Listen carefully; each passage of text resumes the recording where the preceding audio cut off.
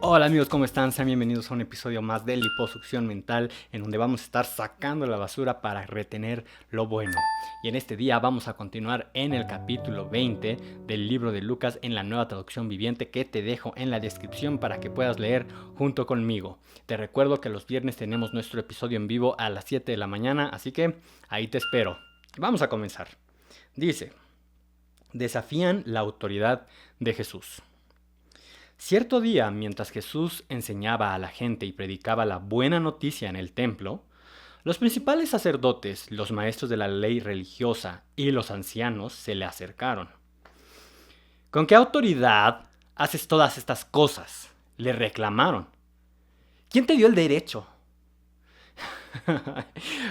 Mira, estaba el Señor enseñando y entonces llegó alguien así, todos a calepunta, ¿no? Llegaron todos ellos y, ¿quién te crees? Y entonces yo creo que Jesús, ya debe haber dicho, aquí van. Primero, o sea, les dijo, déjenme hacerles una pregunta. Les respondió él.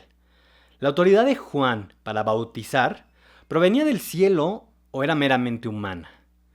Jesús les respondió así porque sabía las intenciones de ellos. Las intenciones de ellos era que blasfemara, ¿no? Que dijera que venía de parte de Dios, y si decía eso lo podían acusar de que se estaba haciendo como Dios mismo. Él es Dios mismo, pero ellos no lo estaban reconociendo y pensaban que así lo iban a poder juzgar por ese pecado que él no estaba cometiendo, porque él sí es el Hijo de Dios. Pero entonces dijo, a ver, contéstenme esto, ¿no? ¿La autoridad de Juan para bautizar provenía del cielo o era meramente humana? Ellos discutieron el asunto unos con otros. Y empezaron a pensar y a decir, si decimos que provenía del cielo, preguntará, ¿por qué nosotros no le creímos a Juan? Pero si decimos que era meramente humana, la gente nos apedreará, porque están convencidos de que Juan era un profeta. Así que estaban en un dilema. Entonces finalmente contestaron que no sabían. Jesús respondió, entonces yo tampoco les diré con qué autoridad hago estas cosas. Jesús se dirigió nuevamente a la gente y les contó la siguiente historia. Ya que lo habían interrumpido, dijo, bueno, les voy a contar esto. Un hombre plantó un viñedo, lo alquiló a unos agricultores arrendatarios y se mudó a vivir a otro país por varios años. O sea, les dejó ahí el viñedo para que lo trabajaran. Llegado el tiempo de la cosecha de la uva, envió a uno de sus siervos para recoger su parte de la cosecha, ya que era su viñedo, ¿verdad? Pero los agricultores atacaron al siervo, le dieron una paliza y lo mandaron de regreso con las manos vacías. Así que el dueño envió a otro siervo, pero a este también lo insultaron, le dieron una paliza y lo despacharon con las manos vacías. Entonces envió a un tercer hombre, a quien lastimaron y echaron a patadas, o sea, cada vez se ponían más agresivos. ¿Qué haré?, se preguntó el dueño. Ya sé, enviaré a mi querido hijo. Sin duda a él lo respetarán. Sin embargo, cuando los agricultores vieron al hijo, se dijeron unos a otros, aquí viene el heredero de esta propiedad. Matémoslo y nos quedaremos con la propiedad. Entonces lo arrastraron fuera del viñedo y lo asesinaron. Está tremenda esta historia, ¿no? ¿Qué creen ustedes que hará con ellos el dueño del viñedo?, preguntó Jesús. Les diré, irá y matará a esos agricultores y alquilará el viñedo a otros.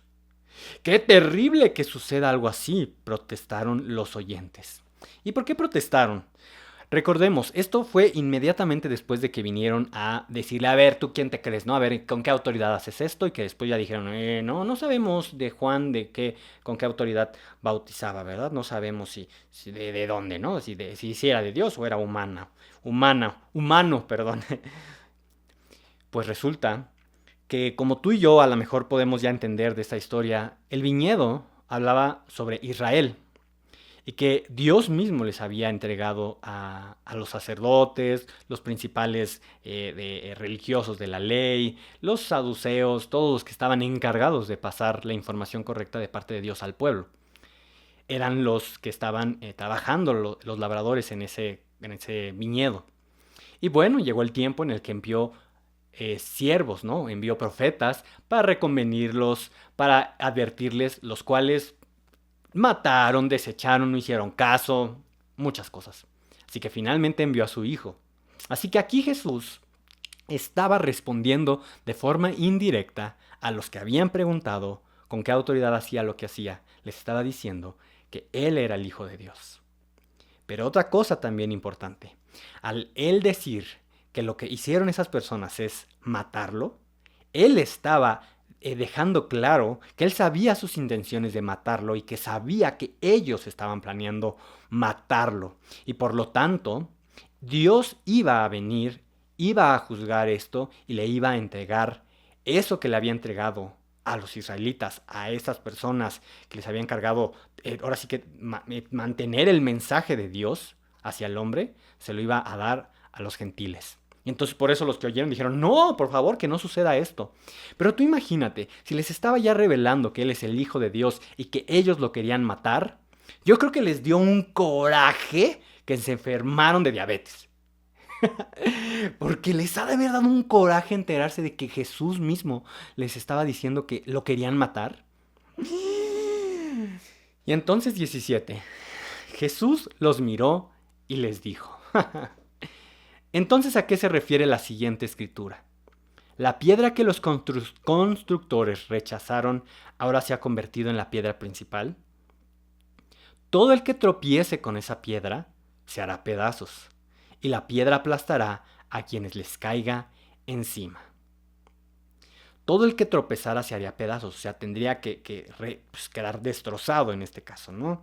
La interpretación que yo estaba leyendo aquí y lo que vi, ¿no? O sea, durante mucho tiempo había yo preguntado, ¿qué significará esto?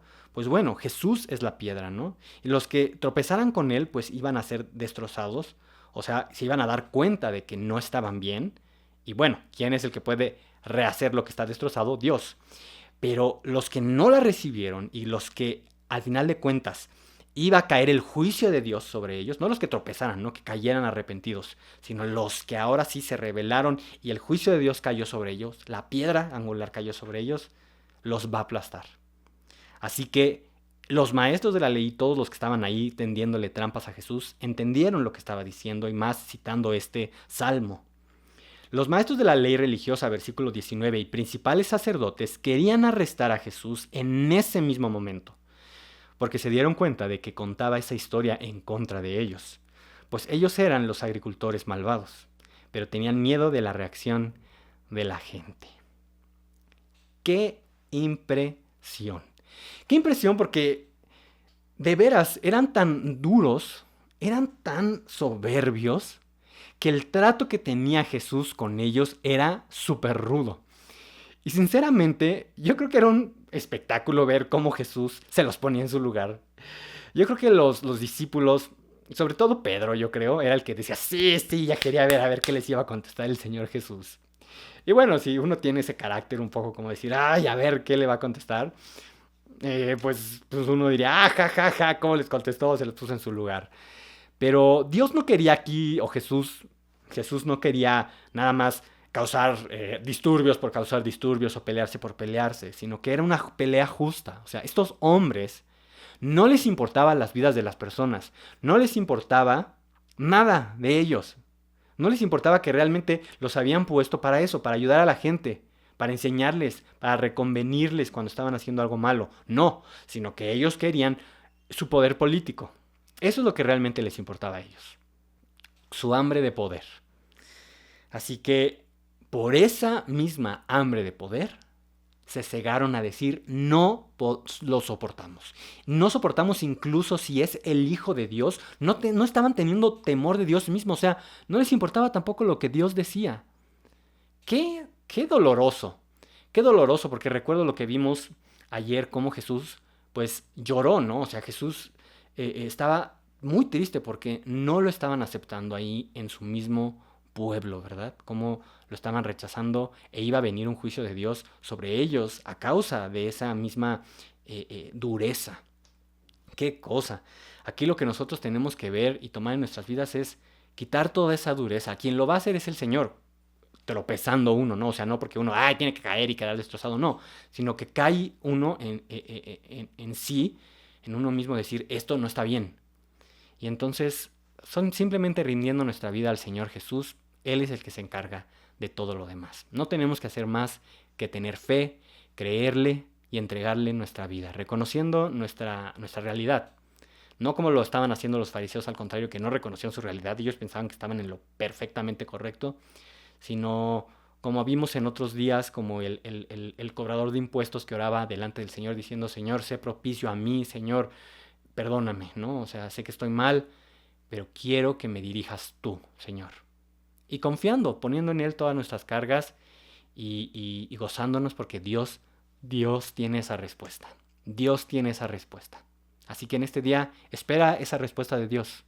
La manifestación del poder de Dios moviéndose en tu cuerpo, en tu vida, en tu trabajo y a través de ti. Porque recuerda, no es esto, no estamos aquí nada más para que, sí Señor, dame.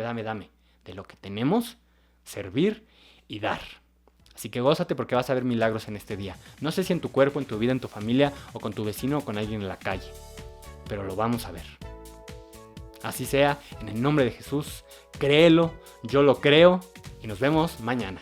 Adiós.